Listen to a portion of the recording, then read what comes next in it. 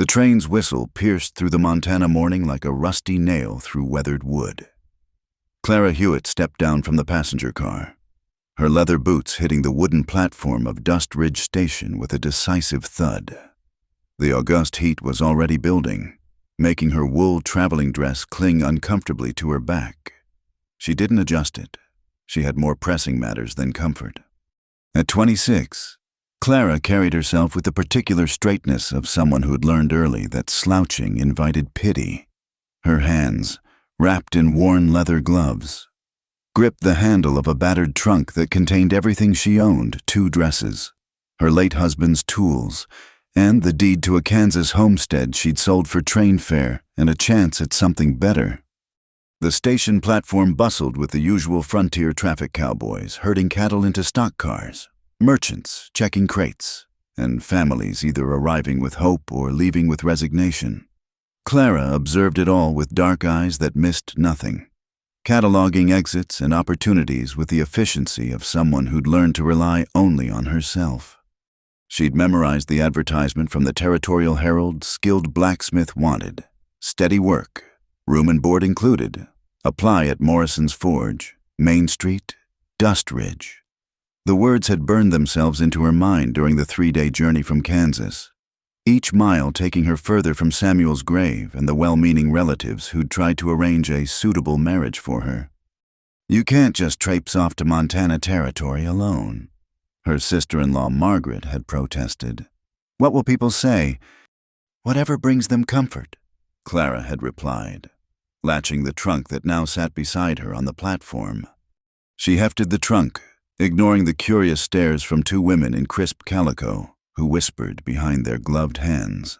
Let them whisper. She'd heard worse. The walk to Main Street revealed Dust Ridge to be exactly what she'd expected: a town caught between ambition and reality, with false-fronted buildings trying to look more substantial than they were. The smell of horses, dust, and human endeavor hung thick in the air. Morrison's Forge sat between a feed store and a saloon, its doors thrown open to catch any breeze. The ring of hammer on anvil echoed from within, a sound that made something in Clara's chest ease. She'd learned the rhythm of that sound at her father's knee, long before Samuel had courted her with promises of prosperity in Kansas wheat. She set down her trunk and straightened her shoulders before entering.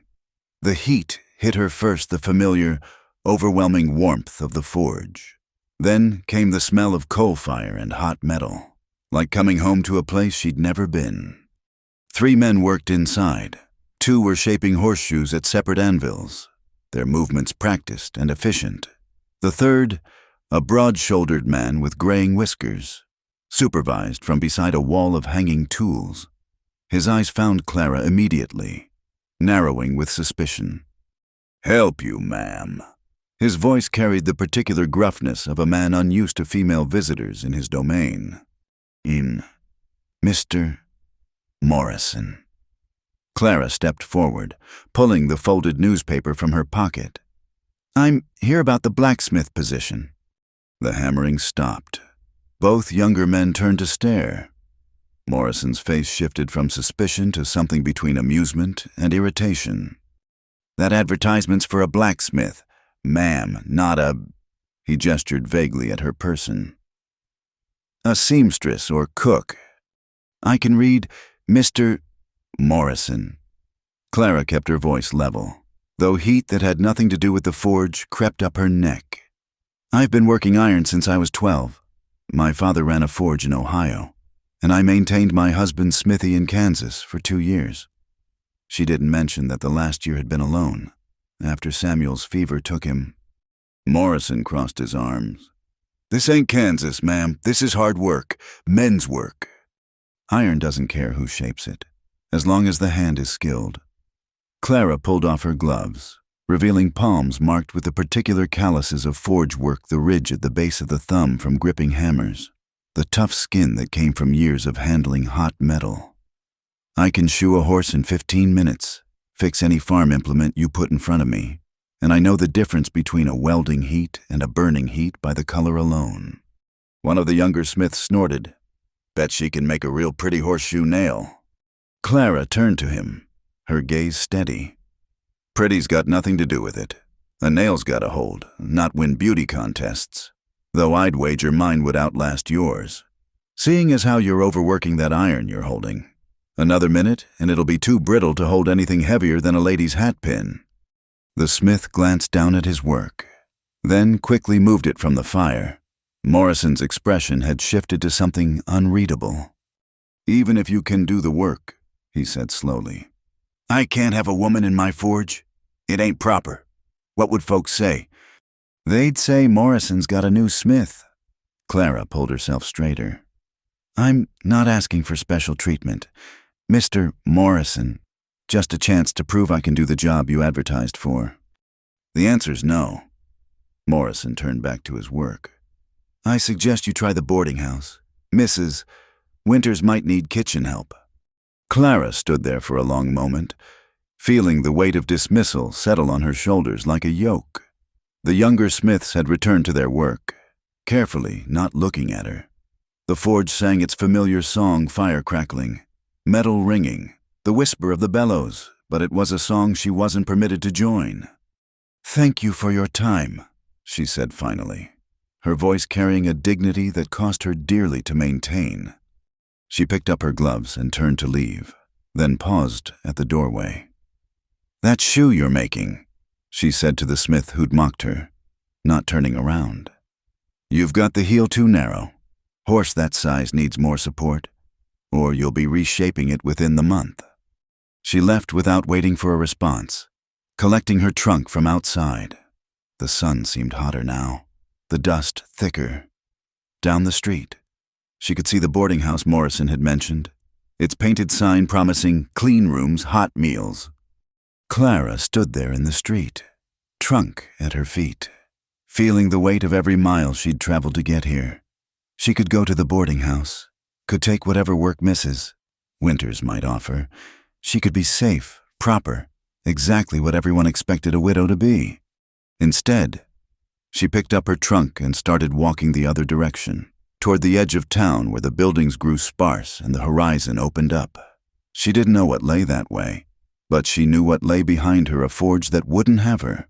A town already boxing her into the narrow space they'd allocated for women like her. Her shoulders were straight, her stride steady.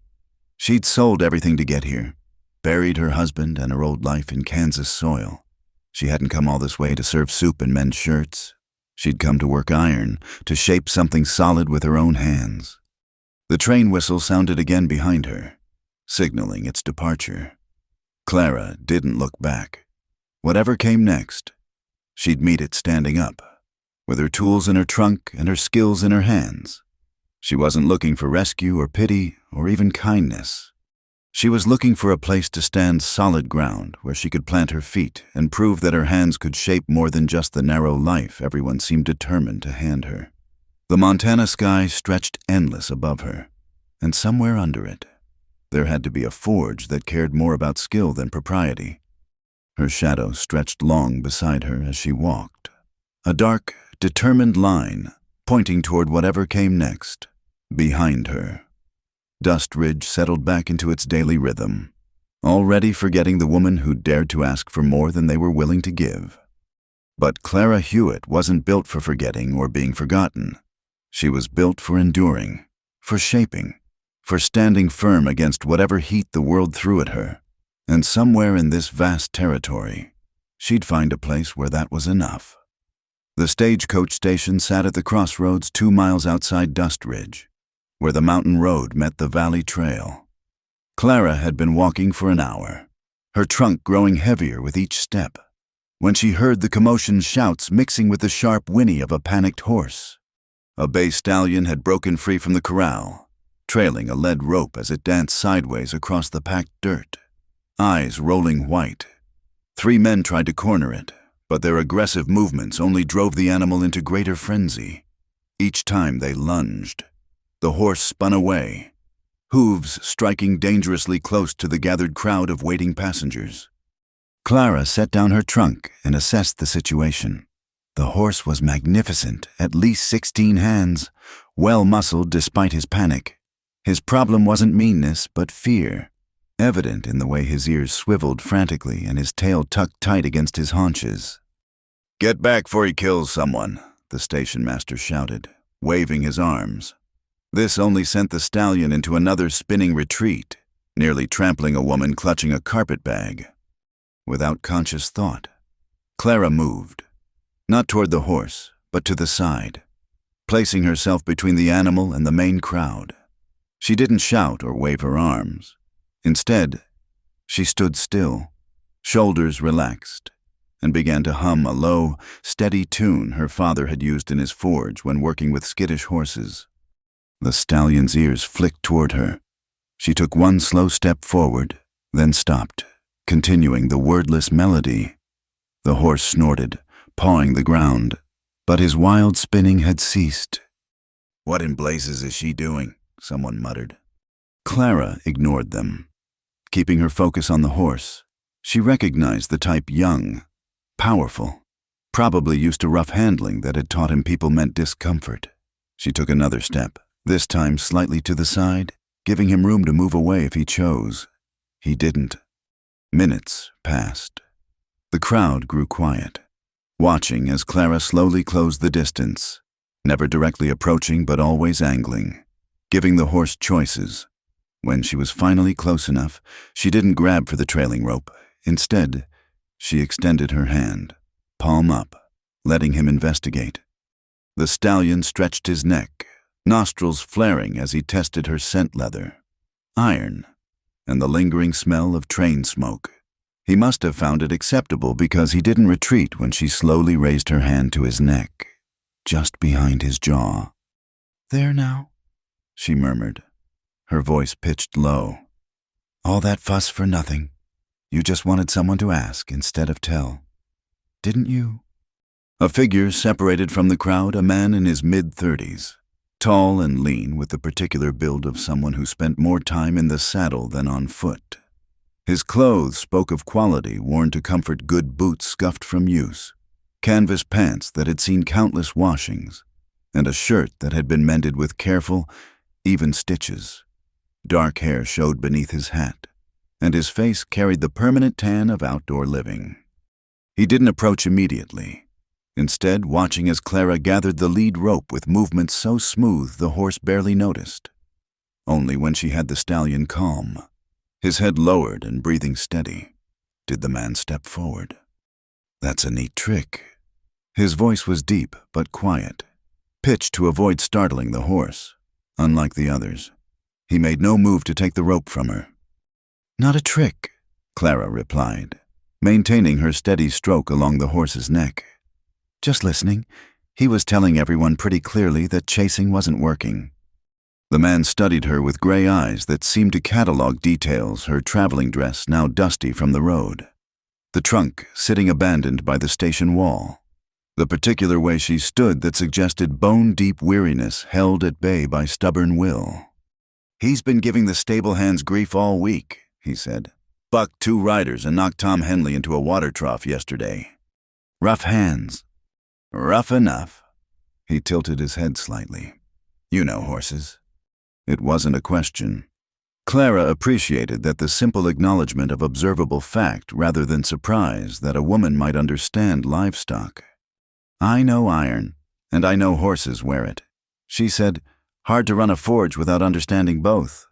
Something shifted in his expression, interest sharpening to evaluation. "Reed Callahan," he said, touching the brim of his hat without the exaggerated flourish some men affected. "I run the Double C Ranch about 8 miles northwest." "Clara Hewitt." She didn't add widow or any other qualifier. Just her name, standing on its own. Reed glanced at her trunk, then back to her. "You passing through or settling?" "That depends." The bitterness from Morrison's rejection colored her voice despite her effort to keep it neutral. "Seems Dust Ridge has particular ideas about who can do what kind of work. Morrison turned you down."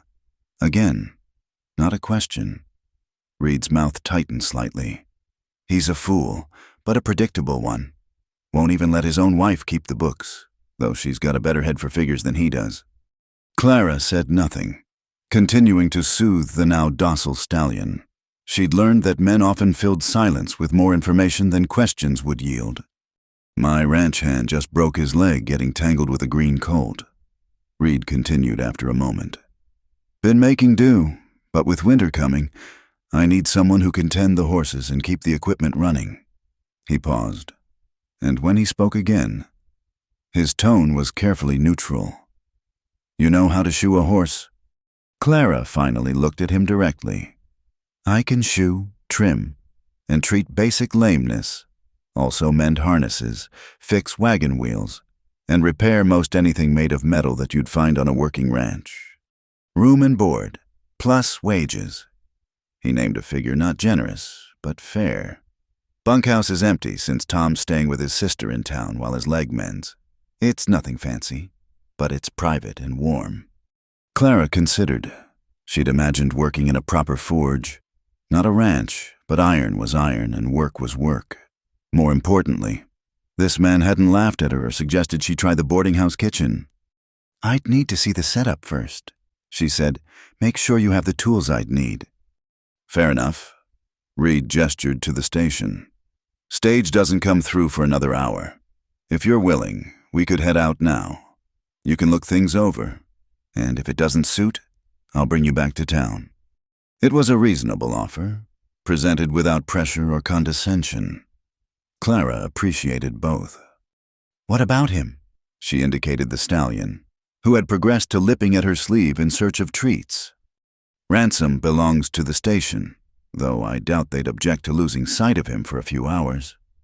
A slight smile creased the corners of Reed's eyes. Unless you'd rather ride in the wagon. It was a test of sorts, Clara realized. Not a cruel one, just a practical assessment of her claims about handling horses. She welcomed it. I'll ride, she said, though I'll need to change into something more suitable than this. She gestured at her traveling dress. There's a privacy screen in the station. Reed took the lead rope from her, his fingers briefly brushing hers in the exchange. His hands were calloused in the familiar patterns of ranch work ropes and reins and honest labor. Clara retrieved her trunk and changed quickly into a split skirt and sturdy blouse, both showing the wear of hard use but clean and mended. When she emerged, Reed had saddled the stallion with efficient movements that spoke of long practice. He offered her a hand up, which she accepted without false pride. The stallion shifted slightly as she settled into the saddle, then stood quiet when she gathered the reins with confident hands. Ready? Reed asked, already mounted on a solid-looking paint mare. Clara nodded. As they rode out, she caught sight of the station master's slack-jawed expression and allowed herself a small, private smile. Behind them, her trunk sat loaded in Reed's wagon, driven by a young Mexican hand who'd appeared without fanfare to take the reins. The road wound through low hills dotted with sage and rabbit brush. Reed rode slightly ahead, pointing out landmarks without unnecessary chatter. Clara appreciated both the information and the silence between offerings. The stallion had settled into an easy walk, occasionally tossing his head but responding well to her quiet aids. You didn't ask about my husband, Clara said eventually, surprising herself with the words. Reed glanced back. Figure if it mattered to the work, you'd have mentioned it. Besides, he faced forward again. I'm not in a position to judge anyone else's losses. The simple acceptance in his voice struck her more deeply than sympathy would have. Here was someone who understood that grief was a private thing, not requiring explanation or display. They rode on in companionable silence. The Montana sky vast above them, and the promise of honest work ahead. Clara's back remained straight despite her weariness, her hands steady on the reins. For the first time since leaving Kansas, she felt the possibility of solid ground beneath her feet. Reed Callahan hadn't offered rescue or pity or special consideration for her sex. He'd offered work to someone who could do it, judgment based on skill rather than convention. It wasn't everything, but it was a start. And as the Double C Ranch came into view, buildings arranged with practical efficiency around a main yard, smoke rising from what must be the forge, Clara allowed herself to hope that this might be the place where she could finally stop running towards something and simply stand. The kitchen of the Double C Ranch house was warm with the heat of cooking and evening sun slanting through clean windows. Clara stood in the doorway, hat in hand, unsure of the protocol. She'd spent the afternoon inspecting the forge and equipment, all well maintained and more extensive than she'd expected, but this was different territory. "Don't just stand there letting flies in," Reed said from behind her, his tone mild. "Supper's about ready." The kitchen was surprisingly ordered for a household without a woman's presence. Copper pots hung in neat rows. The large table was scrubbed clean, and something that smelled of beef and vegetables simmered on the massive stove. 2 children sat at the table, apparently engaged in a serious debate over a slate covered in arithmetic. The boy looked about 10, with his father's dark hair and serious expression. The girl, perhaps 7, had lighter coloring and a stubborn set to her jaw that suggested she was winning whatever mathematical argument they were having.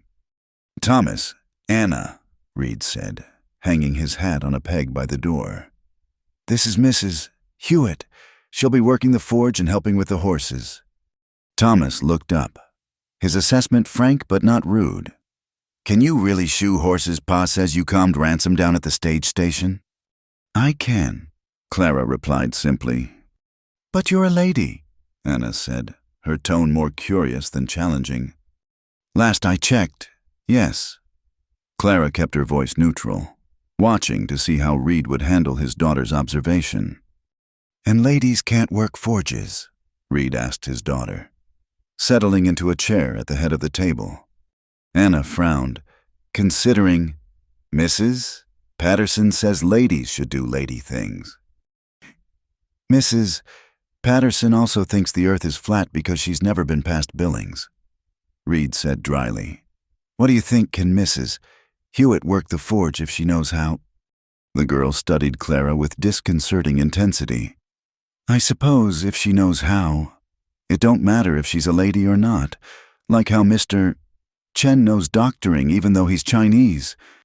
"Doesn't matter," Thomas corrected automatically. "And yes, that's about right." Reed gestured to an empty chair. "Sit. Maria left a pot of stew and bread before she went home." He moved to the stove with the ease of long practice, ladling portions into bowls.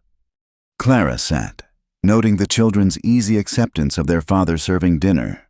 No awkwardness. No surprise, this was clearly routine. "Maria's our cook," Thomas explained, apparently appointing himself narrator. "She comes mornings and leaves supper ready. Pa does breakfast, and we manage lunch ourselves mostly." "Thomas wants to learn to cook," Anna added. "But he burned the biscuits last week, something awful. Whole house smelled like char for days." "They weren't that bad," Thomas protested. "The chickens wouldn't even eat them," Anna said flatly. "And chickens eat anything." Reed set bowls in front of everyone, then took his seat. There was a moment of quiet grace. Clara realized, though silent and personal rather than spoken aloud, she bowed her head briefly, thinking of her own father's similar custom. The stew was good, simple, but well seasoned, with chunks of beef and vegetables in rich gravy. They ate in companionable quiet for several minutes before Anna broke the silence. "Where's your husband?" she asked Clara directly. "Anna," Reed's voice carried a warning. "It's all right," Clara said, though her throat tightened slightly. "He died 2 years ago." "Our mother died too," Anna said matter-of-factly. 3 years ago come November, from the fever." "I'm sorry for your loss," Clara said quietly, meaning it. Anna nodded solemnly. "Pa says she's in heaven watching us. Sometimes I think she must be bored, 'cause all we do is regular things mostly." Despite herself, Clara felt her lips twitch. "I imagine she finds regular things more interesting when they involve people she loves." "That's what Mrs. Chen says too," Thomas said. "She says ordinary days are what love is mostly made of." Reed cleared his throat. "How'd you find the forge setup?" Clara accepted the change of subject gratefully. Better than I expected. The tools are quality and well maintained. Though I noticed the bellows. Leather needs replacing soon. Been meaning to get to that, Reed admitted. Tom started the job but never finished after his accident. I can handle it, though I'll need to go to town for proper leather. There's a supply run planned for Saturday. You can add what you need to the list. They discussed ranch business as they ate horses needing shoes, equipment requiring repair, plans for the coming winter. The children contributed their own observations, and Clara noticed Reed listened to them with the same attention he gave adult opinions. Can you fix my good bridle? Anna asked suddenly. The buckle broke and Pa's mending looks like a drunk spider made it. Anna Marie, Reed said, but without real heat. Well, it does, she insisted, all crooked and lumpy. I can look at it, Clara offered. Though I warn you, my leather work is functional rather than pretty. Long as it works, Anna said pragmatically. Pretty don't matter much when you're trying to stay on a horse. After supper, the children cleared the table without being asked, moving with practiced efficiency. Clara rose to help, but Reed shook his head. Their job, he said simply. Yours is keeping horses shod and equipment working. Don't need you wearing yourself out on kitchen work, too. It was such a practical statement, devoid of either chivalry or dismissal, that Clara simply nodded. She watched as Thomas washed and Anna dried, their movements coordinated from long practice. I should get settled in the bunkhouse, Clara said eventually. I'll show you, Reed offered, but Thomas interrupted. I can do it. Pa, you need to check on Buttercup. She was favoring her front left earlier. Reed studied his son, then nodded. All right, take the good lantern. The boy led Clara across the yard to a small building set between the main house and the barn. He lit the lantern and pushed open the door, revealing a single room with a bed, table, chair, and small stove. Everything was clean but sparse. Clearly a space meant for function rather than comfort. There's wood in the bin outside, Thomas said, setting the lantern on the table. Pumps by the barn for water. Outhouse is past the chicken coop. Pa built it far enough away so it doesn't smell in summer. Maria does laundry on Mondays if you want to add yours to the pile. Thank you, Clara said. You're very thorough. The boy shrugged, but looked pleased. Pa says if you're gonna do something, might as well do it complete. He paused at the door. Mrs. Hewitt, I'm glad you're here. Pa's been trying to do everything himself since Tom got hurt, and he's tired even though he won't say so. Before the Clara could respond, he was gone, taking the lantern light with him. She found matches and lit her own lamp, then surveyed her new home. Her trunk sat by the bed where the Mexican hand had placed it earlier. The space was larger than the room she'd rented in Kansas after Samuel's death, and considerably cleaner. She unpacked methodically, her 2 dresses hung on pegs, her undergarments folded in the single drawer, her father's tools wrapped carefully in oiled cloth and placed on the table. Tomorrow she'd arrange the forge to her liking, begin the work that would justify Reed Callahan's practical faith in her abilities. A soft knock interrupted her thoughts. Anna stood in the doorway, clutching something wrapped in brown paper. Pa doesn't know I'm here, she said quickly. But I thought you might want this. She thrust the package at Clara and darted away before questions could be asked. Inside the paper was a quilted coverlet, obviously handmade and well used, but clean and still warm. A note in careful child's printing read, For cold nights, A. Callahan. Clara spread the quilt on the bed, running her fingers over the neat stitches. It was a simple 9-patch pattern in blues and browns, practical rather than decorative. She wondered if Reed's wife had made it, then decided it didn't matter. What mattered was a 7-year-old girl's quiet kindness to a stranger. She prepared for bed, washing in the basin with water from the pitcher someone, probably Thomas, had filled earlier. As she lay under Anna's quilt, Clara reflected on the evening. No one had asked why she wasn't remarried. No one had suggested she should be looking for a new husband rather than working. No one had made her feel like an oddity or a charity case. Instead, she'd been offered a place at the table and practical conversation about work that needed doing. The children had accepted her presence with the adaptability of young ones who'd learned early that life didn't always follow expected patterns. And Reed had simply treated her as what she was, a person capable of doing necessary work. Through the window, she could see lamplight in the main house. The murmur of voices drifted across the yard, Reed and his children settling into their evening routines. She wasn't part of that domestic circle and didn't need to be. She had her own space, her own purpose, her own reasons for being here that had nothing to do with filling another woman's empty place. Tomorrow she'd rise early, stoke the forge, and begin proving herself through work rather than words. Tonight, wrapped in a borrowed quilt that spoke of simple kindness, she slept better than she had in months. The morning mist clung to the valley as Clara made her way to the barn, her breath visible in the crisp September air. She'd been at the Double C for 2 weeks now, and her days had fallen into a rhythm up before dawn. Forge lit by first light, the ring of hammer on anvil announcing the start of another working day. This morning, she found Reed already in the barn, frowning at a broken beam in the hayloft. The wood had split clean through, leaving a gap that threatened the stability of the entire structure. "Dry rot," he said without preamble when he saw her. Should have caught it sooner. Clara studied the damage, calculating. "I can forge brackets to reinforce it temporarily, but that beam needs replacing before winter." Reed nodded, his jaw tight. She'd learned to read his silences. This one spoke of mounting concerns and stretched resources. "Add it to the list," he said finally. Though at this rate, the list might be longer than winter itself. She didn't offer empty reassurances. Instead, she gathered her tools and set to work measuring for brackets. Reed worked alongside her, holding beams steady while she marked measurements. They worked in companionable quiet, efficient from 2 weeks of learning each other's rhythms. By noon, she had the brackets forged and cooling. Her arms ached from the morning's heavy work, but it was a good ache, earned and honest. She was adding quench water to the slack tub when she heard voices approaching. "I told you, Jed, Callahan's gone soft in the head."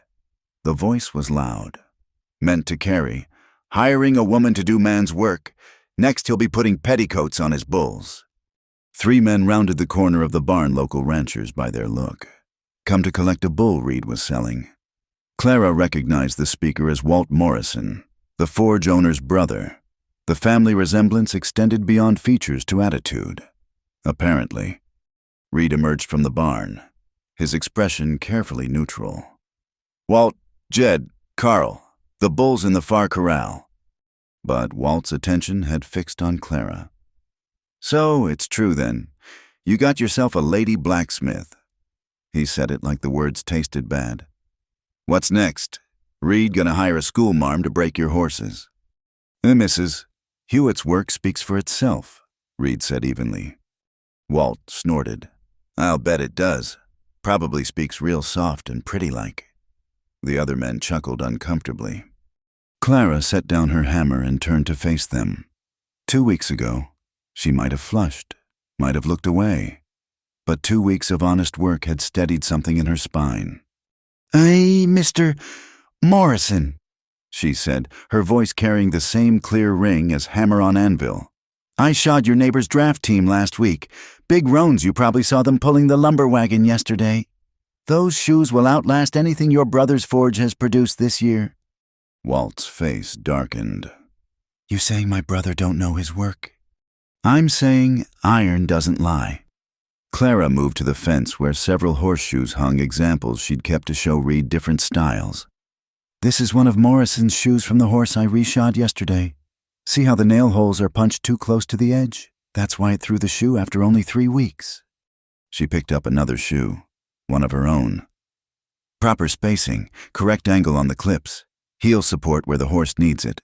The work speaks, Mr. Morrison, whether you like the voice or not. Jed, the eldest of the 3, stepped forward for a closer look. He was a weathered man in his 60s, owned one of the larger spreads in the area, "That's good work," he said slowly. "Real good work." "Course it is," Walt blustered. "Probably got Callahan here doing the real smithing while she plays at it." Reed's expression didn't change, but Clara saw his hands tighten slightly. Before he could speak, she moved. "Tell you what, Mr. Morrison," she said. "Your horse there, the bay, with the white blaze, he's favoring his right front. Shoe's loose. I can fix it now. While you watch every step of it. Unless you'd rather ride him 20 miles back to town on a loose shoe." Walt glanced at his horse, then back at Clara. He was trapped, and knew it refusing would mean risking his horse and looking foolish in front of his peers. "Fine," he ground out, "but don't expect payment for showing off." Clara was already moving. She caught the bay easily. He was a decent animal despite his owner and tied him to the fence.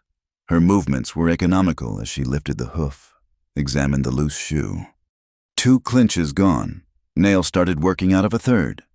She kept up a steady narration, ostensibly for the horse's benefit, but loud enough for the men to hear. "Probably happened when you took that shortcut through Miller's Creek. Rocky bottom there." Walt started. "How'd you—" "Clay mud specific to that area, caked in the frog." Clara was already working, pulling the loose nails with practiced ease. "Need to clean that out too, or you'll have thrush by week's end." She worked steadily, removing the old shoe, cleaning and trimming the hoof, checking for damage.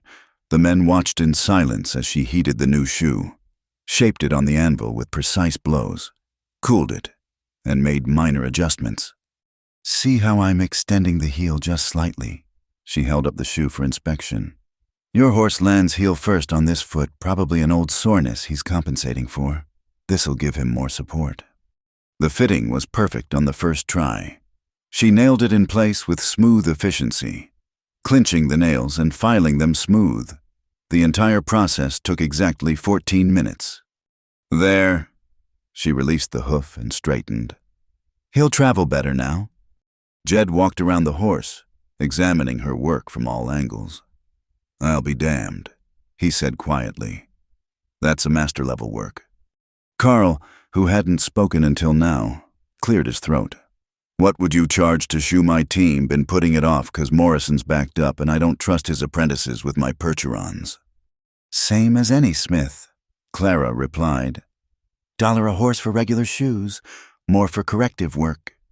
"I'll bring them by tomorrow," Carl decided. He shot a look at Walt. "That is, if Callahan don't mind me using his forge." "Mrs.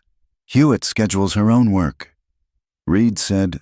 There was something in his voice Clara couldn't quite identify, not pride exactly, but a quiet satisfaction. Walt mounted his horse without thanks, but Clara noticed he tested the new shoe's stability before putting his full weight down. The 3 men concluded their business with Reed quickly after that, Carl repeating his promise to bring his team by. After they left, Reed helped Clara clean up the tools. "That was well done," he said simply. "I shouldn't have shown off," Clara said, suddenly tired. "My father always said vanity and forge work don't mix." "Wasn't vanity." Reed hung the tongs in their proper place. "Was necessity. Walt Morrison's got a mouth bigger than his brain, and half the valley listens to him. After today, they'll know you can do the work." He was right. She realized. By tomorrow, the story would have spread how the lady blacksmith had outworked Morrison's forge while 3 witnesses watched. Some would embroider it, others would dismiss it, but the seed of reputation had been planted. "Thank you," she said, "for backing me. You could have smoothed it over, made excuses." Reed paused in the doorway. "I hired you to shoe horses and fix equipment, not to need defending. Seems to me you're doing exactly what I'm paying you for." That evening, Maria stayed late to prepare a celebration dinner Carl had paid for his bull in cash, easing the immediate pressure on ranch finances. Clara found herself invited to eat with the family again, a pattern that had developed naturally over the 2 weeks. "Mrs. Hewitt made Walt Morrison look like a fool," Anna announced gleefully over pot roast. "Jimmy Patterson told me his PA saw the whole thing." I did no such thing, Clara protested. I simply shot a horse. While Walt stood there looking like he'd swallowed a cactus, Thomas added with satisfaction. Serves him right. He's always saying women are only good for cooking and babies. Thomas. Reed's voice carried a warning about appropriate dinner conversation. Well, he does, Anna insisted. Said it right in church last month. Mrs. Patterson hit him with her hymnal. Despite herself, Clara smiled at the image. She was still smiling when she noticed Reed watching her, something warm in his expression that made her look away, suddenly aware of how comfortable she'd become at this table that wasn't hers. Later, as she walked back to the bunkhouse under a scatter of stars, Clara reflected on the day. She'd proven herself. Yes, but more than that, Reed had let her prove herself. He'd stood back and allowed her work to speak, offering support without condescension or false gallantry. The forge beckoned in the darkness, tomorrow's work already taking shape in her mind. Carl's percherons would need careful handling. Draft horses required different angles, more substantial shoes. She'd need to check her iron supply, maybe start the order list for town. She paused at her door, looking back at the main house where lamplight still glowed in the windows. For a moment, she let herself imagine a different life, one where she belonged in that warm light instead of this comfortable solitude. Then she shook her head and went inside. She'd come here for work, not for family. The fact that she'd found both honest labor and unexpected acceptance was more than she'd dared hope for. Tomorrow would bring more horses to shoe, more iron to shape, more chances to build the reputation that would secure her place here. For tonight, that was enough. The first snow came early that year, October barely half gone when Clara woke to a world transformed white. She'd been at the Double C for 6 weeks now, and the ranch rhythms had become her own up before dawn, working until the light failed, falling into bed with the good exhaustion of honest labor. This morning, she found Reed already at the barn, studying the sky with the particular concern of a man who read weather like scripture. Going to be a hard winter, he said without preamble. Need to move the cattle closer. Get the horses sorted into winter groups. He paused, glancing at her. I'm calling a meeting after breakfast. All hands. The all hands usually meant Reed, his foreman Miguel Santana, and the 2 ranch hands, Joe and William. Clara had never been included before, but Reed's look suggested her attendance was expected. In the kitchen, Maria had prepared a larger-than-usual breakfast. The men gathered around the table, with Clara taking what had become her usual seat. Reed spread a map of the ranch across the cleared dishes. Winter's coming fast, he began. We need the herd moved to the eastern pastures by week's end. Miguel, you and William handle that. Joe, I need you checking all the line shacks, making sure they're stocked. He turned to Clara. I need an inventory of all the horses, which ones need shoes before the ground freezes, which have any lameness issues that cold might worsen. Can you manage that along with your regular work? Clara nodded. I'll need to check them properly. Some problems only show underweight. Take the time you need. Reed's finger traced the map. We've got 42 horses total. Draft teams are priority if we can't haul feed. Nothing else matters. The young stallions should be separated, Clara added, studying the pasture layout. That group of 3-year-olds you've got mixed with the mares will cause problems once they're confined to smaller areas. Miguel nodded approvingly. The senora is right. Young blood and close quarters make for broken fences. Reed considered this. You have a solution in mind. Clara did. She'd been observing the herd dynamics for weeks. Move the 3 youngest stallions to the north corral. It's smaller but has better shelter. Put the older geldings between them and the mares. Natural buffer. That's... Reed paused. Actually better than what we did last year. Do it. After the meeting broke up, Clara caught Miguel's arm. I'll need help moving those stallions. They respect you. The older man smiled. They respect strength, senora. But yes, I will help. They worked together through the morning, separating horses with the patient skill of those who understood that force created more problems than it solved. By noon, they had the stallions relocated without a single kicked fence or bitten handler. "You know horses," Miguel said as they watched the young males settle into their new space. "Not just their feet, their minds." "My father said you couldn't shoe a horse properly if you didn't understand what it was thinking," Clara replied. "Smart man." Miguel pulled out a flask, took a sip, offered it to her. Clara accepted the Mexican foreman had become an unexpected ally, treating her with the same respectful professionalism he showed the male hands. "Can I ask you something?" Clara said, handing back the flask. "Por supuesto." "Why didn't Reed remarry? It's been 3 years. A ranch like this. 2 children, most men would have found another wife quickly." Miguel was quiet for a long moment. "You have seen the grave?" Clara nodded. She'd noticed the small fenced plot on the hill overlooking the valley, though she'd never approached it. Senora Catherine was special. Not just beautiful, though she was that, but strong here. He tapped his chest. She ran this ranch alongside him, knew every animal, every inch of land. When the fever took her, he shrugged. Some men, they look for a woman to fill a hole. Senor Reed. He carries the hole with him, makes him careful. That afternoon, Clara was checking the draft horses when Reed found her. "Need your opinion on something," he said. She followed him to the main barn, where he showed her a section of damaged support posts. The wood showed signs of cribbing horses chewing from boredom or stress.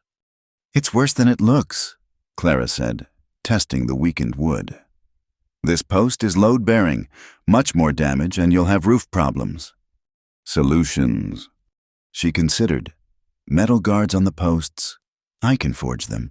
But the real problem is why they're cribbing. These horses need more to do, or at least more room to move. Not much choice in winter. They need shelter.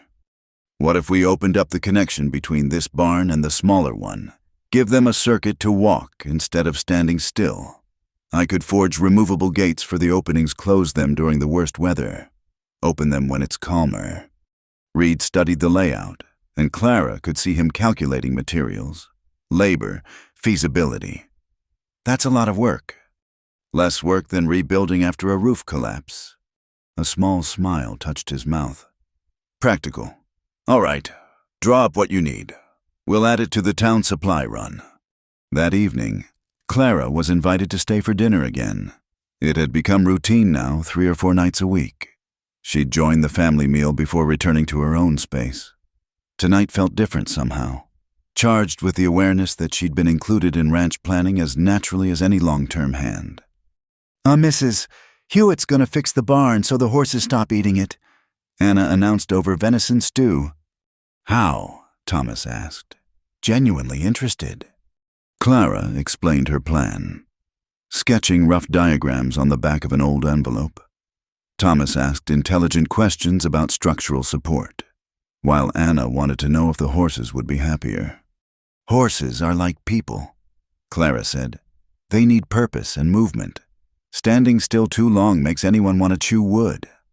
Reed chuckled, a rare sound that transformed his usually serious face. "Speaking from experience. 2 weeks snowed in at a Kansas line shack with nothing but my husband's philosophy books for company," Clara admitted. "I'd have chewed wood too if my teeth were strong enough." "What's philosophy?" Anna asked. "Thinking about thinking," Thomas supplied. "Mrs. Chen has books about it." "Sounds boring," Anna decided. "I'd rather think about horses." "Wise choice," Clara agreed. After dinner, as was becoming habit, Reed walked her to the bunkhouse. Usually, these walks were brief, a courtesy extended without particular meaning. Tonight, he seemed inclined to linger. "The men respect you," he said abruptly. "Miguel especially, and he's particular about who he works with." "He's a good teacher," Clara replied, patient with questions. "That plan for the stallions, it was sound, better than sound." Clara felt heat rise in her cheeks, grateful for the darkness. Just practical observation. No. Reed stopped walking, turning to face her. It was good management, the kind of thinking this ranch needs.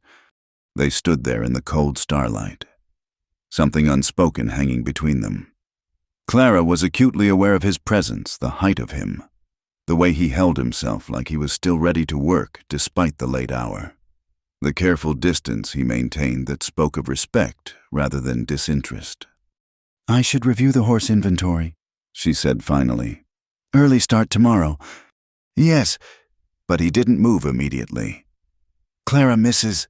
Hewitt, this ranch, the children and we're glad you're here, not just for the forge work."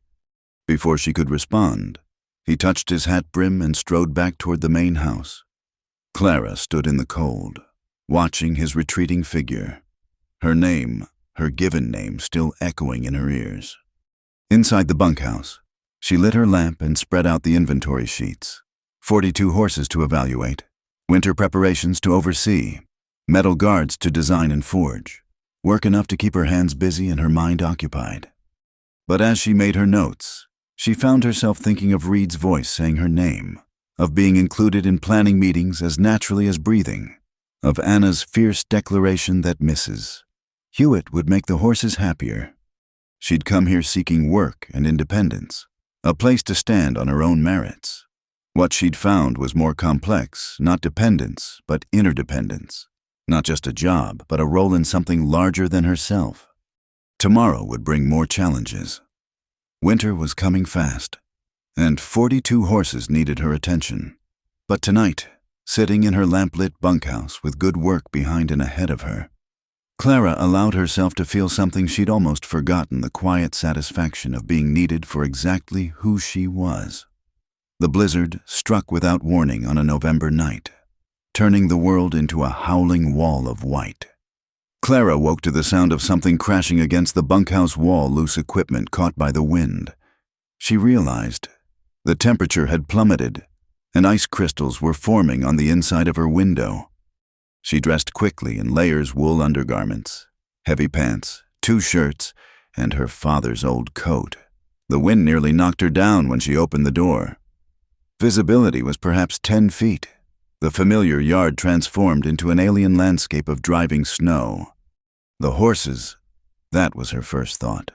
The young stallions in the North Corral had the least shelter. She fought her way to the barn, finding Miguel already there with Joe. Reed emerged from the white wall of snow, ice crusting his eyebrows. "Need to get the stallions moved," he shouted over the wind. "That north shelter won't hold."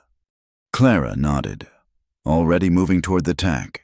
They'd need ropes, lots of them, and calm hands.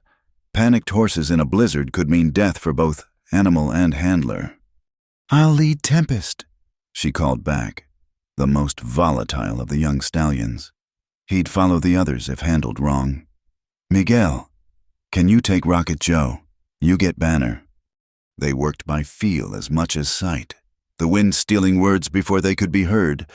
Clara found Tempest pressed against the failing shelter, eyes rolling white with fear. She approached slowly, humming low in her throat the same tune that had calmed Ransom at the stage station months ago. The stallion's ears flicked toward her. She got the lead rope on him, then spent precious minutes just standing there, letting him feel her calm through the rope. Only when his trembling eased did she begin to lead him out. The journey to the main barn should have taken 2 minutes. It took 20. Clara kept one hand on the fence line, her other maintaining steady pressure on Tempest's lead. The stallion wanted to bolt, to run from the terrifying wind, but her steady presence kept him grounded. Halfway across, she heard shouting Joe's voice, high with panic. Through the snow, she could barely make out shapes. Banner had broken free. Joe on the ground, Miguel trying to corner the panicked horse. Without thought, Clara handed Tempest's lead to Reed, who'd appeared beside her. She moved toward the chaos, pulling off her coat as she went. The cold hit like a physical blow, but she needed the coat as a tool. Banner was spinning, looking for an escape route that didn't exist in the white blindness. Clara didn't try to catch him. Instead, she moved to where his spin would bring him, holding the coat spread wide. When he came around, she let the coat cover his eyes. Blinded but paradoxically calmed by the darkness, Banner stopped spinning. Clara had seconds. She grabbed his halter, whipping the lead rope around his nose for extra control. "Easy," she murmured, though the wind stole the words. "Easy now?" Together, they got all 3 stallions into the barn. Joe's ankle was twisted, not broken, but he wouldn't be walking easily for days. Clara's hands were numb, her face feeling like someone had scoured it with sand. "The mares," Reed said, but Clara was already shaking her head. "They're in the lee of the hill with good shelter. Moving them now would be more dangerous than leaving them." She had to repeat it twice before the wind let her words through. Reed studied her for a long moment, then nodded. Trust. She realized. He was trusting her judgment with valuable stock. They spent the next hours securing everything that could be secured, checking animals, reinforcing doors.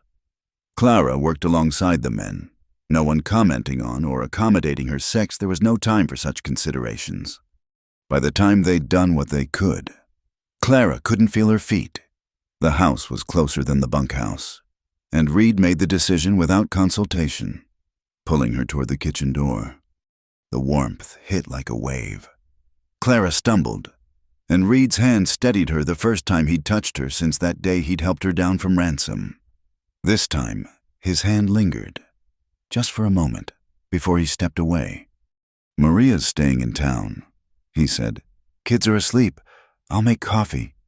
Clara sank into a kitchen chair, pulling off her gloves to reveal hands white with cold. Reed frowned, taking them in his without asking permission, checking for frostbite. His hands were warm, calloused, gentle despite their strength. "You're lucky," he said quietly. "Another few minutes and you'd have damage." Banner would have run himself into a fence, Clara replied, or trampled Joe worse than he did. Most people would have let him. Reed released her hands, moving to stoke the stove. Self-preservation usually wins over horse preservation. Most people aren't responsible for the horses.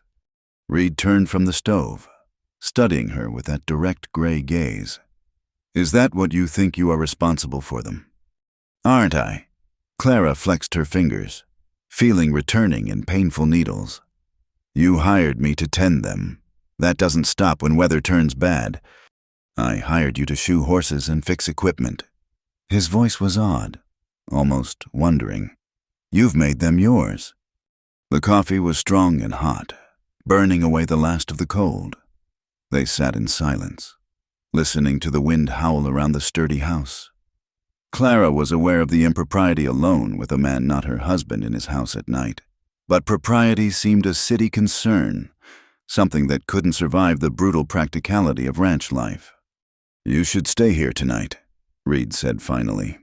"Can't see the bunkhouse from here. You could get lost between door and door in this." Clara nodded, too tired to argue, even if she'd wanted to. "The children will be delighted." A small smile touched his mouth. "Anna's been campaigning for you to move to the house anyway. Says it's silly, you walking back and forth for meals." "Anna campaigns for many things." "That she does." Reed rose, disappeared briefly, returned with blankets and a pillow. "Take my room. I'll sleep down here. Keep the fires going." "I couldn't." "You could and will." His tone brooked no argument. "You saved valuable stock tonight, possibly Joe's life. Least I can do is offer you a proper bed." Clara was too exhausted to argue further. Reed's room was plain but comfortable. The quilt on the bed another of the practical patterns she'd seen throughout the house. She sat on the edge of the bed, suddenly overwhelmed by the day's events. A soft knock interrupted her thoughts. "Mrs. Hewitt." Anna's voice worried. "Are you all right?" Clara opened the door to find both children in their nightclothes, faces anxious. "I'm fine, just cold and tired." "Pa said you saved Banner." Thomas said, "and got all the stallions moved. Your father and Miguel and Joe did just as much. But you're the one who thought to blindfold Banner," Anna insisted. "Pa said it was brilliant." Reed appeared behind them. "Back to bed, both of you. Mrs. Hewitt needs rest." "Can she stay for breakfast?" Anna asked hopefully. "If the storm breaks," Reed said. "Now go." They scampered off, and Reed lingered in the doorway. "They worry," he said simply. "Lost their mother in a storm. Not a blizzard, a summer thunderstorm that brought the fever.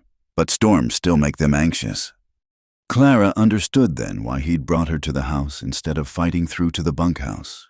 Not just for her safety, but for his children's peace of mind, knowing all the ranch's people were safe under one roof. "Thank you," she said, "for the room and for trusting my judgment about the mares." "Your judgment's proved sound so far." He paused, seeming to wrestle with words. "What you did tonight that wasn't hired hand thinking, that was—" He stopped, shook his head. "Rest well, Clara." Again, her given name. After he'd gone, Clara lay in the bed that smelled faintly of leather and soap, listening to the storm rage outside. Her body ached with cold and exertion, but her mind was caught on that moment in the barn when she'd known, simply known, what needed to be done. She'd come to the Double C looking for work. What she'd found was something else. A place where her skills mattered more than her sex, where her judgment was trusted, where saving horses in a blizzard was simply what needed doing. Through the window, she could see nothing but swirling white, somewhere out there. The mares huddled in their shelter, safe because she'd made the right call. In the morning, she'd check them all, tend any injuries, ensure their survival through her knowledge and care. But tonight, warm in a borrowed bed while the storm howled its fury, Clara allowed herself a different kind of satisfaction. Not just the pride of work well done, but the deeper warmth of belonging not as a replacement for what was lost, but as herself, valuable for her own sake. The wind screamed around the corners of the house, but inside was warmth and safety, and the quiet breathing of children who slept peacefully knowing the ranch's horses and their keeper were safe. The December sun cast long shadows across the packed earth of Dust Ridge's main street. Clara stood beside Reed in the town hall, a simple wooden building that served for everything from dances to trials. Today, it hosted a meeting that would determine the ranch's future. The Northern Pacific Railway wanted to run a spur line through the valley. The proposed route cut directly through the Double C's best pasture land. But the railway offered good money enough to ease the ranch's financial pressures for years. "It's a fair offer, Callahan," Mayor Hutchins was saying. "More than fair. That land would bring prosperity to the whole valley." Clara watched Reed's face remain carefully neutral as ranchers and townspeople filled the benches around them. She'd been surprised when he'd asked her to come. More surprised when he'd said, "I want your opinion on this. You see things others miss." "The railway brings commerce," storekeeper Patterson added. "Easier shipping for cattle, supplies coming in regular, progress. Reed can't stand in the way of progress." Reed stepped forward to address the room. "I'm not against progress, but selling that land means losing access to Willow Creek. Without that water, I'd have to reduce my herd by half, maybe more. There's other water sources," Walt Morrison called out.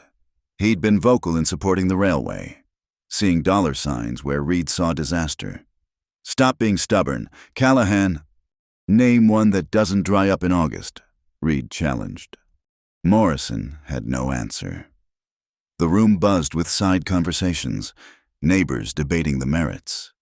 Clara noticed how the room divided townspeople mostly for the railway, ranchers more cautious. Reed spoke for several more minutes, laying out his concerns with the quiet logic she'd come to expect from him. Then he did something that made the room go silent. "I'd like Mrs. Hewitt to share her observations," he said, stepping back. Clara felt every eye in the room turn to her. 6 months ago, she'd have flushed, maybe stammered. Now she stepped forward with the same confidence she brought to the forge. "Gentlemen," she began, her voice carrying clearly, "and ladies," she nodded to the handful of women present. "Mr. Callahan asked me to evaluate the impact on ranch operations. I've spent the past week doing exactly that." She pulled out a paper covered in her neat handwriting. "The proposed route doesn't just cut off water access. It bisects the natural windbreak those hills provide. Without that protection, winter losses would increase by approximately 30%. "How could you possibly know that?" Morrison demanded. "Because I've tracked every animal lost this winter and where we found them. The survivors were always on the lee side of those hills." Clara didn't let his skepticism ruffle her. Furthermore, the railway's construction would require blasting. The geological surveys show limestone deposits throughout that area. Blasting limestone near water sources risks contamination that could last decades. "Where'd you learn about geology?" someone called out. "Books," Clara replied simply. "Amazing what you can learn when you're snowed in for a week." A ripple of chuckles ran through the crowd. Even some of Morrison's supporters looked thoughtful. "There's more," Clara continued. "The timber on that section old-growth pine and oak. Current market value for that timber alone exceeds the railway's offer. Add in the loss of grazing land, water access, and wind protection, and the deal looks less like progress and more like slow bankruptcy." She turned to address the railway representative, a thin man in a city suit. "Your company needs this route because it's the only viable path through the mountains, but you're offering compensation based on prairie land values, not the true worth of this strategic location. That's either ignorance or deliberate undervaluation." The representative shifted uncomfortably. "I'm not authorized to negotiate." "Then perhaps you should return when you are," Clara said calmly. "With a surveyor who actually understands Western terrain and an offer that reflects reality rather than wishful thinking."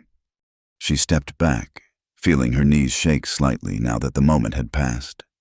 Reed's hand brushed her elbow, steady support that looked like simple courtesy. "Mayor Hutchins called for order. We'll put it to a vote, all in favor of accepting the railway's current offer." Hands raised fewer than before Clara spoke. The mayor counted carefully. All opposed. More hands this time. Clara saw several townspeople who'd switched sides, including the banker's wife who'd been taking notes throughout Clara's presentation. "The measure fails." Hutchins announced. "The railway will need to find another route or present a better offer." The meeting dissolved into chaos. Morrison shouting about short-sighted fools, the railway man hurrying out to telegraph his superiors, neighbors arguing over coffee and cookies the church ladies had provided. Reed guided Clara through the crowd to the door. Outside, the winter air was sharp and clean after the packed warmth of the hall. They walked toward the wagon in silence until they were clear of the crowds. "That was—" Reed paused, seeming to search for words. "I've never seen anyone dissect a business proposition quite like that." "My husband used to say I'd argue with a fence post if it was placed wrong," Clara said, then wondered why she'd mentioned Samuel. "Useful skill." Reed helped her into the wagon with careful hands. "Thank you. I couldn't have made that case as clearly." "You could have. You just choose your words too carefully." Clara arranged her skirts, aware they were alone for the first time since the blizzard. Sometimes people need to be hit with facts like a hammer on an anvil. Reed climbed up beside her, taking the reins. "Is that what you did, hit them?" "I prefer to think of it as shaping, like iron, heat, hammer, cool. Repeat until you get the form you need." He chuckled that rare sound that transformed his face. "Remind me never to negotiate against you." They rode in companionable silence for a while, the horses' breath steaming in the cold air. The mountains rose around them, majestic in their winter coating. Clara found herself memorizing the moment the creak of leather, the jingle of harness, Reed's solid presence beside her. "People will talk," she said eventually, "about you having me speak." "Let them." Reed's voice was firm. "You saved the ranch today. Your analysis, your way of presenting it, that's what swayed them. It's your ranch to save. Is it? He glanced at her, something unreadable in his gray eyes. Seems to me you've claimed a stake in it. The horses know your step better than mine now. The hands come to you for decisions when I'm not around. Anna informs me daily that you'd make better use of the empty room upstairs than the spiders currently occupying it. Clara felt heat rise in her cheeks. Anna has many opinions.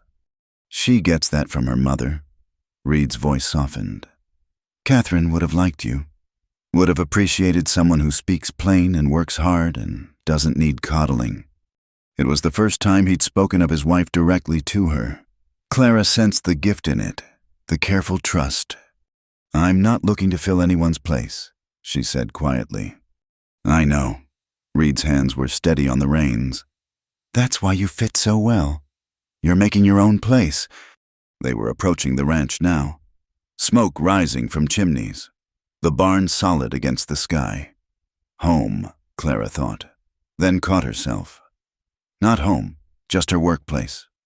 But as Reed helped her down from the wagon, as Anna burst from the house demanding to know everything about the meeting, as Thomas asked serious questions about geological surveys, Clara felt the dangerous warmth of belonging seep deeper into her bones.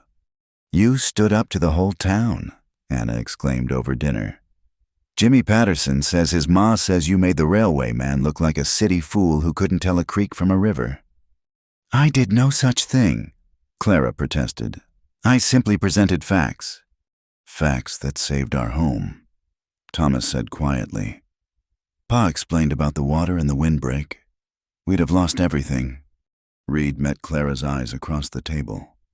We would have, and I might have let it happen, thinking the money would solve problems instead of creating them. Sometimes it takes a clear eye to see what's really at stake. Later, as had become their custom, Reed walked Clara to the bunkhouse, but at the door, he paused longer than usual. I meant what I said, about making your own place here. He seemed to be choosing words carefully. The forge, the horses, the hands respect you've earned all of that, but today you stood for the ranch itself, like it mattered to you beyond a job. It does, Clara admitted, the words pulled from somewhere deep. I don't know when that happened, but it does. Reed nodded slowly. Good. That's good. He touched his hat brim, turned to go, then turned back. Clara, the room Anna mentioned, it's yours if you want it. No obligations, no expectations. Just a warm room in a house with people who've gotten used to you being around.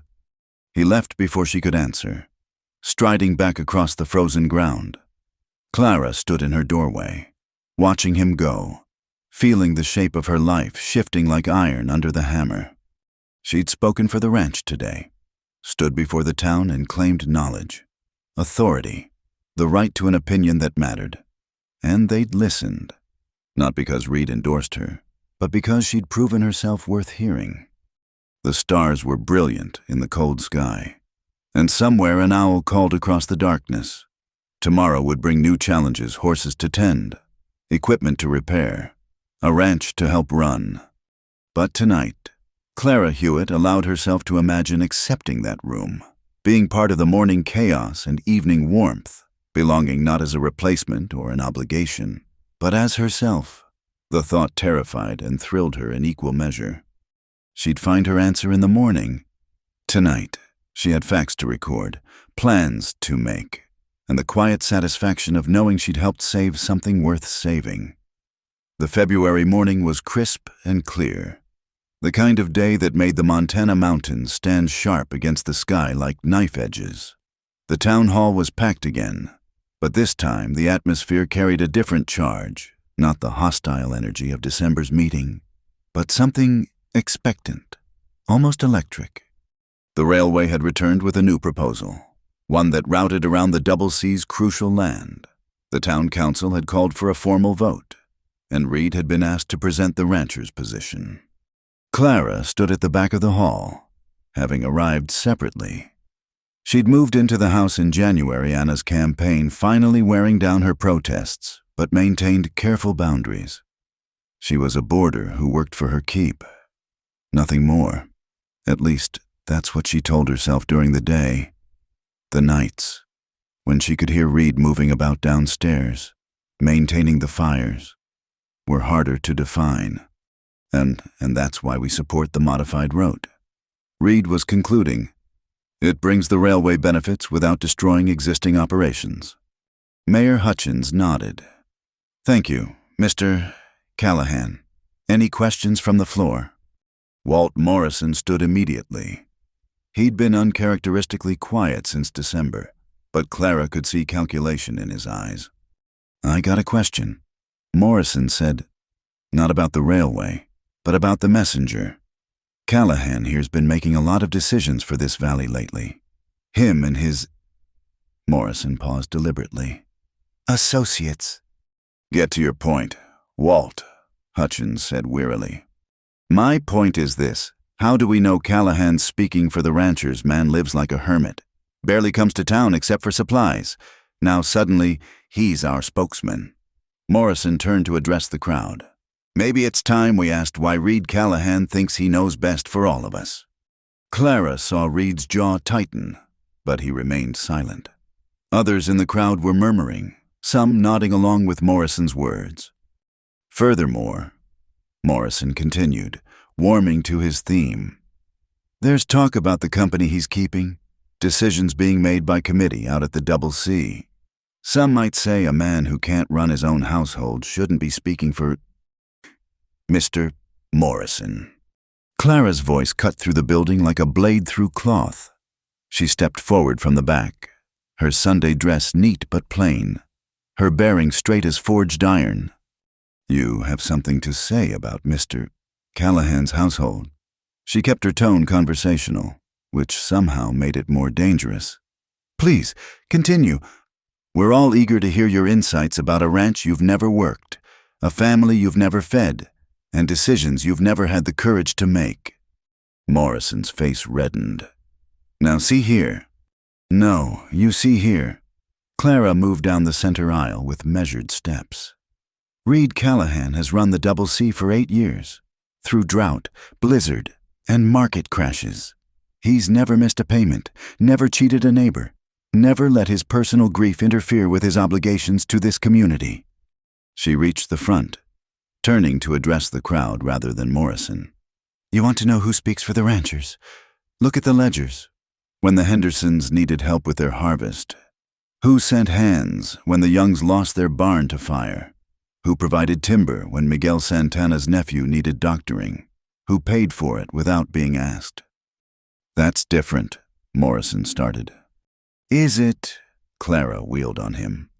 Or is it exactly the point Reed Callahan has earned the right to speak through actions, not words? While you've been sitting in town counting other people's money, he's been building this valley's future one decision at a time. She turned back to the crowd, her voice carrying the ring of conviction. Yes, I work at the Double C. Yes, I participate in ranch decisions because that's what competent people do. They pool knowledge, share perspectives, make informed choices. If that threatens you, Mr. Morrison, perhaps you should examine why. The hall had gone completely silent. Clara could feel Reed's eyes on her, but she kept her focus on the assembled townspeople. The railway proposal before you is sound, she continued. Not because Reed Callahan says so, but because every rancher in this valley has reviewed it. The Hendersons, the Youngs, the Santanas, the Clearys, they've all signed the agreement. But by all means, let's waste time questioning the messenger instead of examining the message. She stepped back. Her piece said, the silence stretched until old Mrs. Chen, the doctor's wife, began clapping slowly. Others joined her, the banker's wife, several ranchers, even some townspeople who'd initially supported Morrison. Hutchins cleared his throat. If we're done with character assassination, perhaps we could vote on the actual proposal.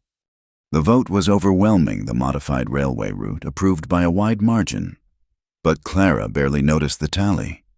She was watching Reed, who stood at the front of the room with an expression she'd never seen before, something between wonder and recognition.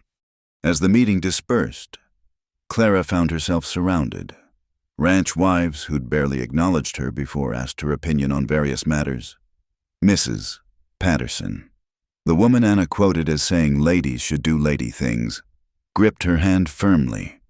"About time someone put Walt Morrison in his place," she said. "Man's been puffing himself up since his brother got that forge. Acts like working iron makes him king of the mountain." Clara extracted herself carefully. Looking for Reed, she found him by the door, waiting. "We should go," he said quietly. "The children will be wondering." They walked to the wagon in silence, the town buzzing behind them with post-meeting chatter. Reed helped her up with hands that seemed to linger a moment longer than necessary. "You didn't have to do that," he said once they were moving. "Yes, I did." Clara arranged her skirts, avoiding his eyes. "Morrison was attacking your character. Your standing. That affects the ranch." "Is that why you defended me for the ranch?" Clara turned to look at him then, seeing something new in his gray eyes, a vulnerability she'd glimpsed only in rare moments. "No," she said simply. "That's not why." They rode in silence for a mile before Reed spoke again. "Catherine used to say the measure of a person wasn't in their words, but in who stood up for them when they weren't looking." He paused. "She also said that real partnership meant having someone at your back without having to ask." "She sounds like a wise woman." She was. Reed's hands were steady on the reins. "I think she would have stood up in that meeting too. Would have taken Morrison apart with half the words you used." "I doubt that's a compliment. Using too many words. I mean, Clara." He said her name like it meant something. "Everything you said was necessary. Every word placed like a good nail exactly where it needed to be." They were approaching the ranch now, the familiar buildings a welcome sight. As they pulled into the yard, Anna burst from the house, Thomas close behind. Mrs. Henderson was just here," Anna exclaimed. "She said you made Mr. Morrison look like a puffed-up rooster who got his tail feathers plucked." "Anna," Reed warned, but his mouth twitched. "Well, she did say that," Anna insisted. "And she said it was about time someone reminded this valley what partnership really looks like." Thomas, more observant than his sister, looked between Clara and his father. "Did something happen at the meeting?" Mrs. Hewitt spoke on the ranch's behalf," Reed said carefully. "On Pa's behalf," Anna corrected. "Mrs. Henderson said you defended our family like you were—" She stopped abruptly, apparently remembering she wasn't supposed to be eavesdropping on adult conversations. "Like I was what?" Clara asked, though her heart had started beating faster. Anna looked at her father, then back at Clara. "Like you were part of it," she finished quietly. "Our family. I mean—" The yard seemed very quiet suddenly. Even the horses stood still, as if waiting for something to shift. Reed climbed down from the wagon, moving to help Clara descend. As she stepped down, he didn't immediately release her hand. "Are you?" he asked quietly, low enough that the children couldn't hear. "Part of it." Clara looked at their joined hands, his calloused from ropes and reins, hers scarred from forge work, both marked by labor, by choosing the harder path. "I don't know," she said honestly. "But I know that when Morrison attacked you, it felt like he was attacking something I needed to protect." Reed squeezed her hand once, then released it. "That's enough for now," he said. "That's more than enough." They walked toward the house together, Anna chattering about the meeting, Thomas asking thoughtful questions about railway logistics. Clara felt the weight of the day settling on her shoulders, not heavy, but significant. She'd stood in front of the town and claimed Reed Callahan's honor as something worth defending. More than that, she'd claimed the right to defend it, positioned herself as someone whose opinion about him mattered. At the door, Reed paused. "Thank you," he said simply, "for seeing something worth defending." "Always," Clara replied, and meant it. Inside, the kitchen was warm and bright. Maria already preparing dinner despite it being her usual day off. "Big days require good food," she announced, shooing them all to wash up. As Clara helped set the table, her usual task, now she caught Reed watching her with that same wondering expression. She understood it because she felt it too, this sense of something shifting, of lines being crossed not in passion but in partnership. Today she'd stood for him publicly, claimed his battles as her own, and in doing so, had perhaps claimed something more, not just a job or a room in his house, but a place beside him in whatever came next. The thought should have frightened her. Instead, as she sat down to dinner with the family that wasn't quite hers yet, Clara felt only a quiet certainty. Some things were worth defending. Some people were worth standing beside. And sometimes, partnership began not with grand declarations, but with the simple act of refusing to let someone stand alone. The March sun had just enough warmth to hint at spring's approach when Agnes Chen appeared at the Double C's kitchen door. At 73, the doctor's mother-in-law was the oldest resident in Dust Ridge, her face mapped with lines that spoke of decades under the Montana sun. Clara was elbow-deep in bread dough when Maria showed her in. "Mrs. Chen to see you," Maria announced with unusual formality. "No need for ceremony. Maria," Agnes said, settling herself at the kitchen table with careful movements. "I've come to speak with Clara." Clara wiped her hands on her apron, uncertain. She'd exchanged pleasantries with Agnes in town, but never more than that. The older woman's direct gaze made her nervous. "I'll make tea," Maria offered, but Agnes waved her off. "This won't take long." She fixed Clara with eyes that remained sharp despite her years. "I have a proposition for you, young woman." Clara sat, trying to read the weathered face across from her. "I'm listening." Agnes pulled a bundle from her basket, a dress. Clara realized, navy wool, well made but showing its age in worn seams and faded panels. "This needs mending," Agnes said, "but not just any mending. It needs someone who understands how things should fit together, how to make repairs that last." Clara examined the dress, noting the quality of the original work. "I can certainly try. Though I should warn you, I'm better with leather than fabric." "That's not what I meant." Agnes leaned back, studying Clara with disconcerting intensity. "Been watching you since December. The way you stood up in that town meeting, how you handle those horses, the way Reed Callahan looks at you when he thinks nobody's noticing." Heat rose in Clara's cheeks. "Mrs. Chen. I'm old. Girl, not blind." Agnes's voice gentled. "Also watched you keep your distance. Careful like, working in that forge dawn to dusk, earning your place fair and square. That takes a particular kind of strength." Clara's hand stilled on the fabric. "I don't understand what you're asking." "This dress belonged to my daughter-in-law. She wore it the day she married my son." Agnes touched the worn wool gently. 40 years ago, people said terrible things. Chinese man marrying a white woman. Said it wasn't natural, wouldn't last, would bring shame on everyone involved." She looked up at Clara. "Know what happened instead? They built a life, raised children who became doctors and teachers. Proved that what matters isn't what people expect, but what two people choose to build together." "Why are you telling me this?" "Because I see you trying to earn something that's already yours." Agnes stood, leaving the dress on the table.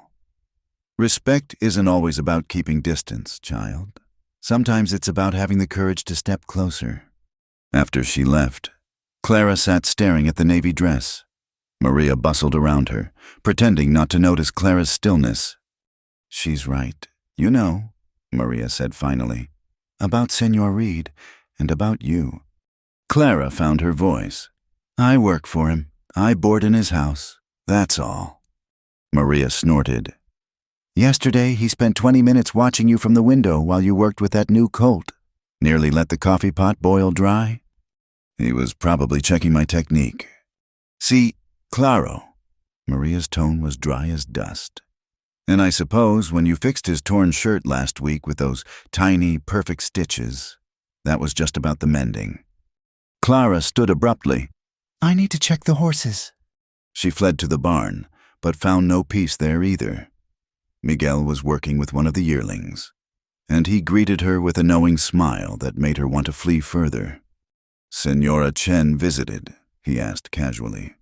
News travels fast. In a valley this size, lightning is slower. Miguel's expression grew serious. She is wise. That one sees things others miss. Clara picked up a curry comb, needing something to do with her hands. Everyone seems to see things lately, things that aren't there. Or things that are there but being ignored. Miguel led the yearling back to its stall. Senora, may I speak freely? Clara nodded, though she dreaded what was coming. When Senor Reed's wife died, he shut himself away, not just from women, from everyone. Built walls tall as mountains. These past months, I watched those walls come down, brick by brick, because of you. Because I can shoe horses and fix equipment, he needed the help. Miguel shook his head. Tom could shoe horses. What Senor Reed needed was someone who would stand beside him without trying to stand in his wife's place. Someone who would see the ranch as he sees it. Someone who would defend his honor in a crowded room without being asked. I was defending the ranch. Were you? Miguel's smile was gentle. Then why did your voice shake with anger when Morrison spoke? Why did you move like you were protecting something precious? Clara had no answer. Miguel patted her shoulder and left her alone with the horses and her tumbling thoughts. That evening, dinner was subdued. Reed seemed distracted, the children picking up on the mood. Even Anna was quieter than usual. Clara found herself stealing glances at Reed, remembering Agnes Chen's words about how he looked at her. After the children were in bed, Clara sat in the parlor working on Agnes's dress. The mending was complex, not just fixing tears, but reinforcing the entire structure. She worked by lamplight, her stitches small and precise. Reed entered quietly, pausing when he saw her. Agnes's wedding dress. Clara looked up, surprised. You recognize it? Hard to forget. She wore it to every important occasion for decades. Said it reminded her that the best things in life require courage. He sat in the chair across from her, a careful distance away. May I ask what she said to you? Clara set down her needle. She told me about her son's marriage, about choosing to build something despite what people expected. Ah, Reed leaned back, his face half in shadow. Agnes has opinions about our situation. Our situation? The words came out more breathless than Clara intended. Reed was quiet for a long moment. When he spoke, his voice was carefully controlled. Clara, these past months, you've become essential to this ranch, to the children, to... He stopped, running a hand through his hair. I need to know if you're planning to stay. Of course I'm staying. The spring shoeing alone will take... That's not what I mean.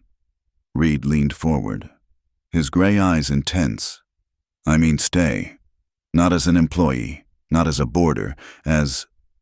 The word hung unspoken between them. Clara felt her heart racing. Agnes's dress heavy in her lap. As what? She whispered. Reed stood abruptly. I'm sorry, I shouldn't... You've made your boundaries clear, and I respect that. I won't... Reed. His name stopped him at the doorway. Clara set aside the dress, standing to face him. What if I was wrong about those boundaries? What if keeping distance isn't about respect, but about fear? He turned slowly. Fear of what? Of wanting something I haven't earned. Of taking advantage. Of people thinking I came here looking for... She gestured helplessly. Clara. He crossed the room in 3 strides, stopping just out of reach.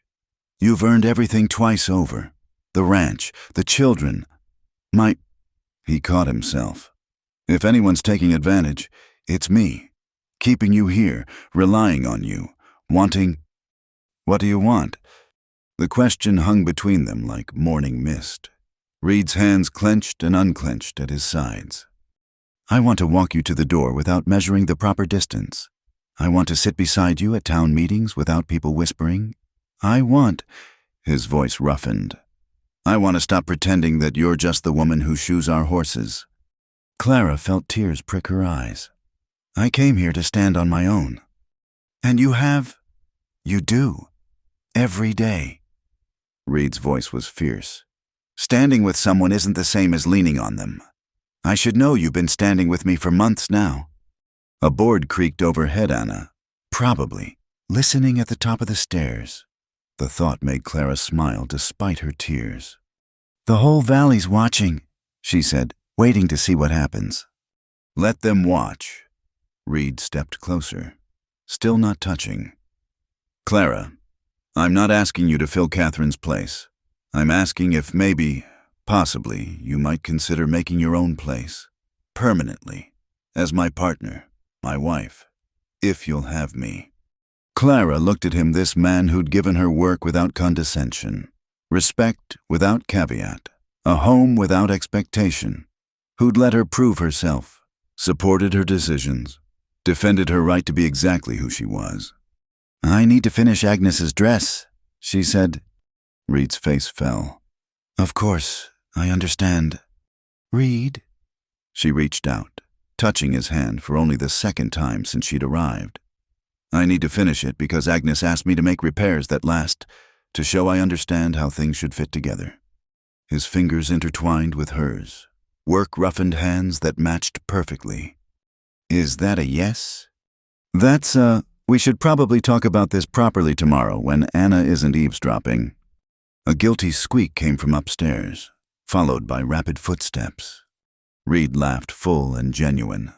Tomorrow then. But Clara, he squeezed her hand gently. I'm done measuring distances. She squeezed back. Good, so am I. They stood there in the lamplight, holding hands like teenagers, the wedding dress draped over the chair between them. Tomorrow would bring conversations and decisions, and probably Anna's explosive joy. But tonight, they simply stood together, no longer measuring the space between what was proper and what was possible. Agnes Chen had been right. Sometimes respect meant finding the courage to step closer, and sometimes the most radical act was simply choosing to stay. The April morning carried the sweet smell of new grass and possibility. Clara sat on the porch steps of the ranch house, her work clothes already dusty from the morning's labor, watching the sunrise paint the mountains gold. Her hands were wrapped around a cup of coffee, strong and black, the way she'd learned to like it these past months. The kitchen door opened behind her, but she didn't turn. She knew Reed's step now, could distinguish it from Miguel's heavier tread or the children's scampering. He settled beside her on the step, close enough that their shoulders almost touched. Almost. Thinking deep thoughts, he asked, his voice still rough with mourning. Thinking about fences, Clara replied. How we build them, maintain them, decide when to take them down. Reed was quiet for a moment, considering. It was one of the things she appreciated about him. He never rushed to fill silence. Speaking of taking things down, he said finally, Anna has a proposition. Clara smiled. Of course she does.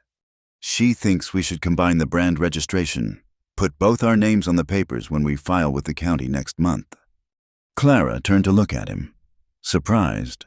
They'd talked around the edges of their future for weeks now, but always carefully, like riders circling spooked horses. That's a business decision, she said slowly. Is it? Reed set down his own cup, turning to face her fully. Clara, I need to say something, and I need you to let me finish before you argue. She nodded, her heart suddenly racing. I've been thinking about what partnership means. Real partnership. His gray eyes were serious. Intent. It's not about rescue or dependence. It's not about filling empty spaces or replacing what was lost. It's about choosing to build something new with someone who sees the world the same way you do. He reached into his pocket, pulling out a small leather pouch. I've been carrying this around for 2 weeks, trying to find the right words. But maybe there aren't any right words. Maybe there's just truth. Inside the pouch was a ring not fancy, not new, iron and silver twisted together in a pattern that looked almost like rope. "I made this," Reed said quietly. "Miguel helped with the silver work, but the iron, I shaped that myself. Seemed fitting, somehow. You and me, we're not soft people. We're not looking for fairy tales or grand gestures. We're looking for something that lasts." Clara stared at the ring, her throat tight. Reed. "Let me finish." His voice was steady, but she could see the tension in his shoulders. "I'm not offering you protection or position or even security. You've made your own of all those things. I'm offering partnership. Real, true partnership. Building this ranch together. Raising these children together. Facing whatever comes together. As equals." He held out the ring. "Clara Hewitt, will you marry me? Not because you need me, not because I need you, but because we're stronger together than apart." Clara looked at the ring, practical and beautiful. Strong metals woven together by work and skill. She looked at Reed, this man who'd seen her strength and never tried to diminish it, who'd given her space to prove herself and then stood beside her as she did. "The whole valley will talk," she said softly. "They'll say I planned this from the start, that I came here looking for a husband, not work." "Let them talk." Reed's voice was fierce. "We'll know the truth. The people who matter will know the truth." Clara thought of Agnes Chen's dress, mended now and hanging in her room. Of Maria's knowing smiles and Miguel's respectful nods. Of Thomas asking her opinion about drought patterns and Anna declaring that Clara made the best horseshoe nails in Montana. She thought of mornings like this, sitting beside Reed in comfortable silence. Of working together through blizzards and town meetings. Of the way his hand had felt in hers. Calluses matching calluses. "Yes," she said simply. Reed's face transformed, the careful control cracking to show joy underneath. "Yes, yes." Clara held out her hand, watching as he slipped the iron and silver ring onto her finger. It fit perfectly. Of course, Reed would have made sure of that. "But I have conditions." "Of course you do." He was smiling now, that rare full smile that made him look years younger. "I keep working the forge. I don't become just a ranch wife who tends house and nothing else." "I wouldn't expect anything different." "Next, we're partners in everything, every major decision. We make together, about the ranch, the children, the future." Already true, but yes, agreed.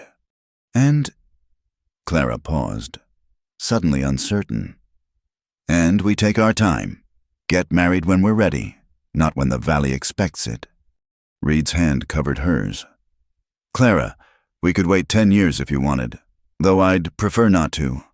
I'm not getting any younger, and Anna's likely to explode if we make her wait too long." As if summoned by her name, Anna burst through the door, Thomas behind her. "Did you ask her? Did she say yes? Can I see the ring?" "Anna Marie," Reed started, but he was laughing. "We saw you from the window," Thomas explained, more subdued but equally excited. "Anna made me watch with her." Of course she did. Clara held out her hand, showing them the ring. What do you think? Anna studied it seriously. "It's perfect, strong and pretty at the same time. Like you." Clara felt tears prick her eyes. She pulled Anna into a hug, then held out an arm for Thomas, who came more slowly but held on just as tight. "We're going to be a real family," Anna whispered. "All of us together." "We already are a family," Thomas corrected, but his voice was thick. "This just makes it official." Reed's arms came around all of them, and for a moment they stood there on the porch. 4 people who'd found each other through loss and work and the simple courage to keep trying. Miguel appeared around the corner of the barn, took in the scene, and grinned broadly. "Ah! Poor Finn Maria owes me $5. I said before April ended. She said May." "You were betting on us," Reed demanded. The whole valley was betting. Jefe, the only question was when, not if. Miguel tipped his hat to Clara. "Congratulations. Senora. You will make an honest man of him yet." By noon, word had somehow spread through the entire valley. Neighbors began arriving with congratulations and barely disguised curiosity. Agnes Chen came with her husband, carrying the mended dress. "Thought you might need this," she said, pressing it into Clara's hands. "Amazing what good repair work can accomplish." Clara understood it wasn't really about the dress. "Thank you for everything." Agnes patted her cheek. "You earned it yourself, child. I just pointed out what was already there." As the sun set over the double sea, Clara found herself back on the porch steps. The impromptu celebration had finally wound down. The children were in bed, and the ranch had settled into evening quiet. Reed joined her, sitting closer this time. No more measured distances. "Regrets?" he asked. "Never." Clara leaned into his warmth. "Though I do wonder what my father would say. His daughter marrying a rancher instead of running her own forge." "I think he'd say you're doing both." Reed's arm came around her shoulders. "Clara, I meant what I said. This is partnership, not possession. You'll work that forge as long as you want to. And if I want to forever, then we'll make sure you have the best tools and steadiest supply of iron in Montana." He pressed a kiss to her temple. "I didn't fall in love with a woman who'd be content just keeping house. I fell in love with one who shoes horses and fixes equipment and stands up to the whole town when something needs saying." Clara turned in his arms. "Say that again." "Which part?" "The part about falling in love." Reed's expression softened. "I love you. Clara Hewitt. Have for months now. Probably since you told Walt Morrison his horseshoe was inferior while fixing it in front of him." "I love you too," Clara said, the words coming easier than she'd expected. "Even though you're too careful with your words and think too much before acting. Someone has to balance out your tendency to act first and explain later. See partnership." They sat together as stars emerged in the darkening sky. Tomorrow would bring new challenges running. A ranch was never easy. And doing it as equal partners in a world that expected different would be harder still. But tonight, with the Reed's ring on her finger and his arm around her shoulders, Clara felt the solid ground she'd been seeking since leaving Kansas.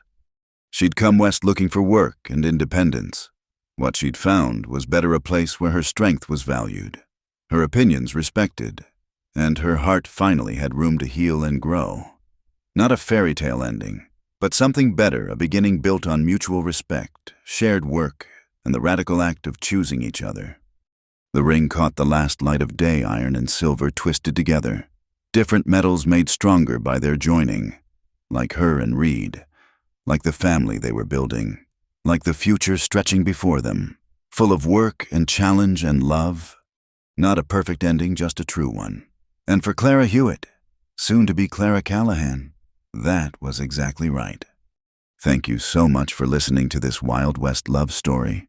I'd love to hear where you're enjoying this tale, whether you're listening during your commute, relaxing at home, or perhaps even out on the range yourself. Please share your thoughts in the comments below. If you enjoyed Clara and Reed's journey, don't forget to subscribe to Wild West Stories 1850 and hit that like button. And please press the hype button to help more people discover these authentic frontier tales. Until next time, partners.